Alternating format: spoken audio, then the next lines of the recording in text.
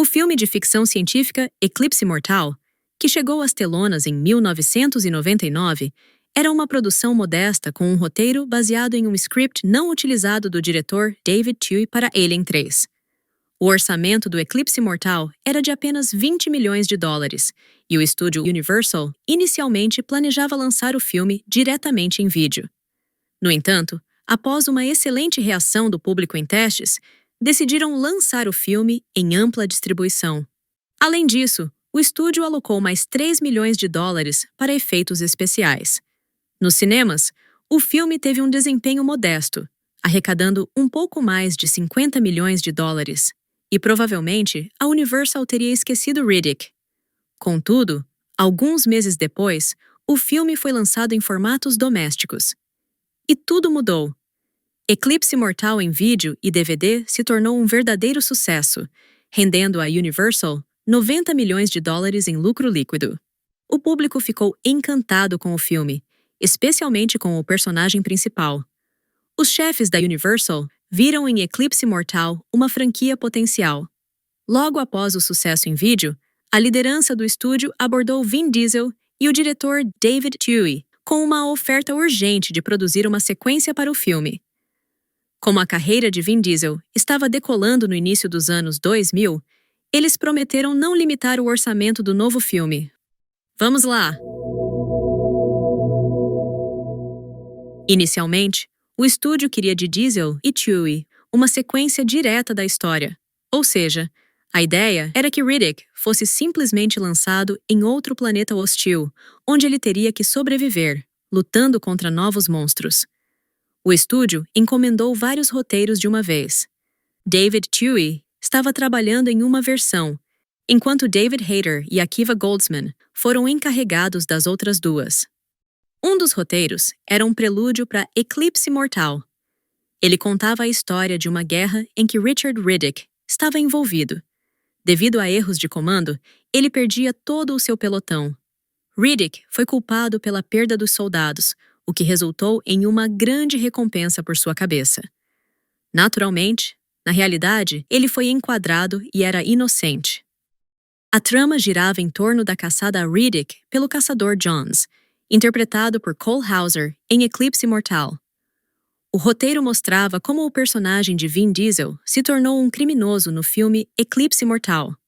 Muitos acreditam que, naquela época, esse roteiro era exatamente o que o estúdio e Vin Diesel precisavam. David Hayter e Akiva Goldsman criaram um roteiro juntos. Hayter foi responsável pela escrita, enquanto Goldsman fez os ajustes finais.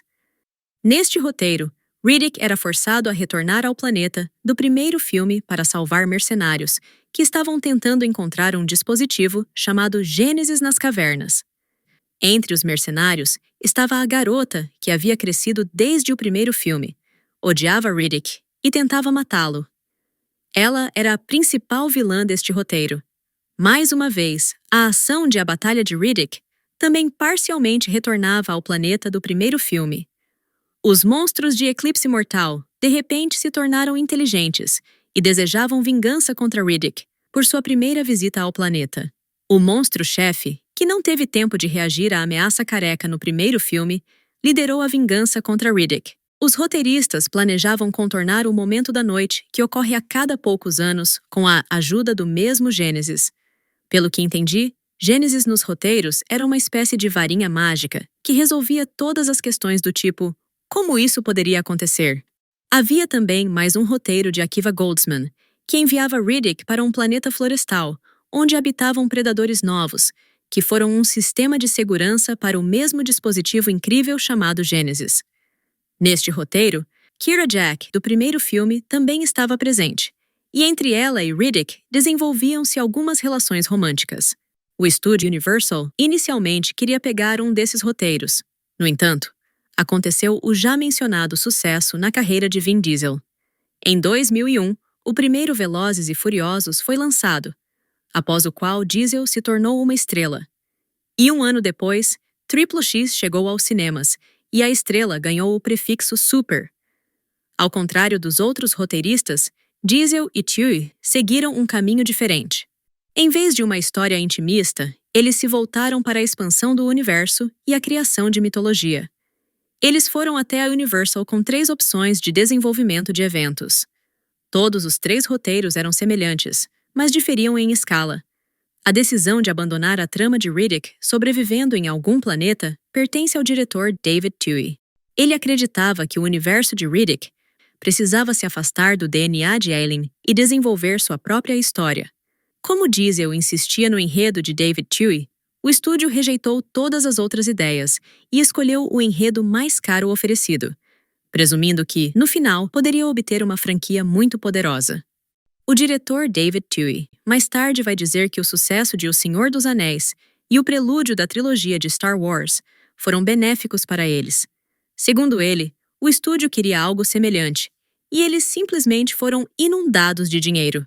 Contudo, até o último momento, ele não estava certo de que seria o diretor da sequência, pois o estúdio considerava cineastas mais experientes, preocupado que Twohy não conseguiria lidar com um filme de grande escala.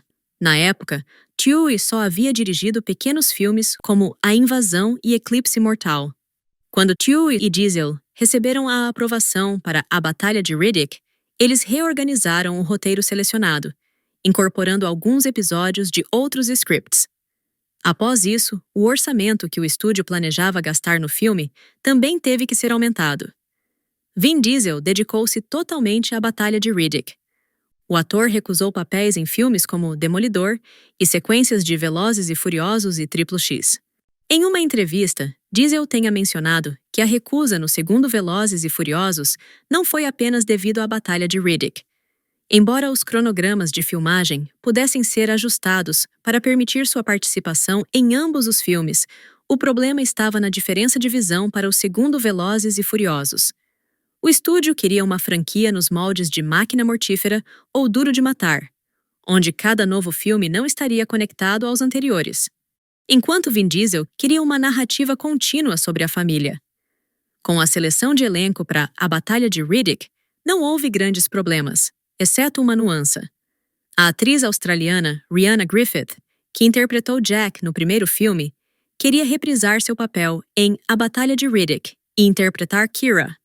Ela passou a primeira fase das audições. Vin Diesel estava a favor de retorno dela ao filme, incentivando-a a se preparar para parecer mais durona na tela.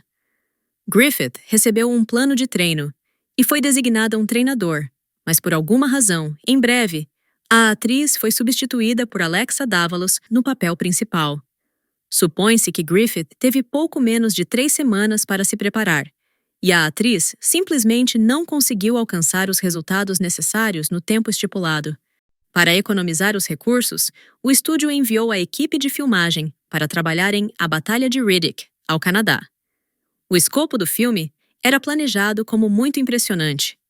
Os estúdios nos Estados Unidos, ocupados por muitos outros filmes, poderiam não acomodar A Batalha de Riddick, o que resultaria em despesas adicionais.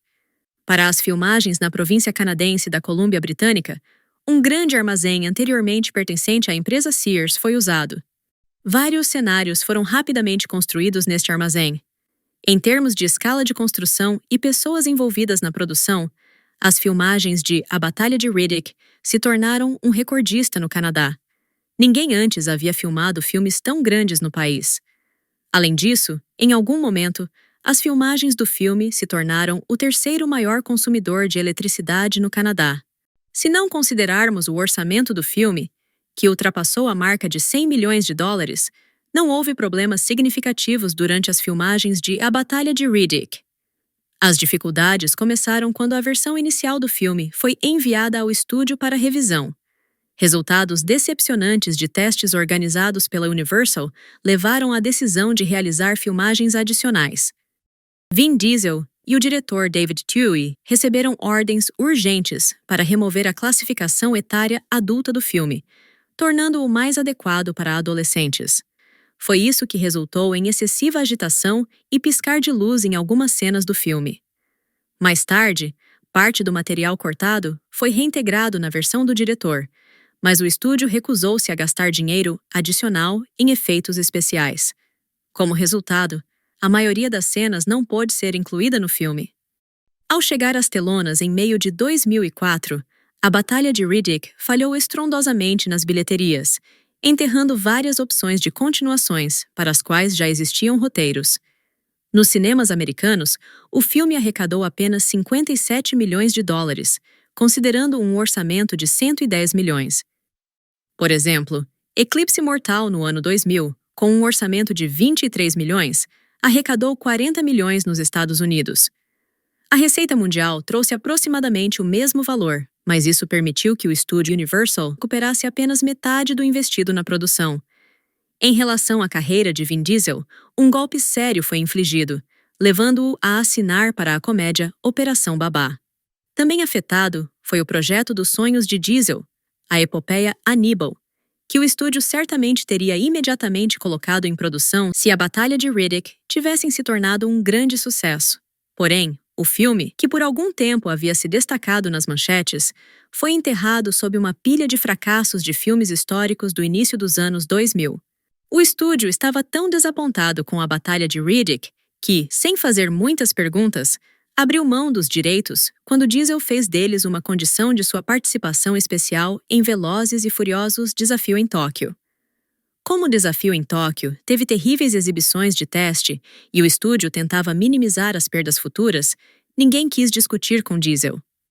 Além dos direitos sobre Riddick, Diesel conseguiu também funções de produtor na franquia Velozes e Furiosos, o que o tornou imune aos fracassos de outros filmes em que atua. A terceira parte das aventuras de Riddick, lançada pelo estúdio em 2013, foi em grande parte financiada pelo próprio Vin Diesel. O estúdio disponibilizou apenas 15 milhões dos 38 milhões do orçamento do filme. E esses fundos também foram alocados devido à pressão dos produtores de Velozes e Furiosos. Os outros 23 milhões foram investidos no filme pelo próprio Diesel. O ator até teve que hipotecar sua casa para concluir as filmagens. A produção do filme foi interrompida várias vezes devido à falta de financiamento. Vin Diesel pagava os salários dos atores e da equipe do próprio bolso, enquanto aguardava a aprovação de empréstimos bancários. Com um orçamento de 38 milhões de dólares, o filme arrecadou quase 100 milhões nas bilheterias, o que não é ruim. Mas, aparentemente, não foi possível cobrir os custos de marketing. E por isso, o quarto filme não é lançado há mais de 10 anos. Embora Vin Diesel tenha um roteiro para ele, e o tenha mostrado várias vezes ao público, afirmando que Richard Riddick certamente voltará. Em agosto deste ano, começaram as filmagens do novo filme Riddick Fúria, que deve ser lançado no próximo ano. A propósito, ao contrário do filme A Batalha de Riddick, que não teve sucesso, o jogo de computador lançado simultaneamente tornou-se um sucesso, recebendo muitos prêmios e indicações em vários eventos. Em ano de seu lançamento, seus concorrentes foram Half-Life 2 e Doom 3. Obrigada pela sua atenção. Inscreva-se e fique conectado.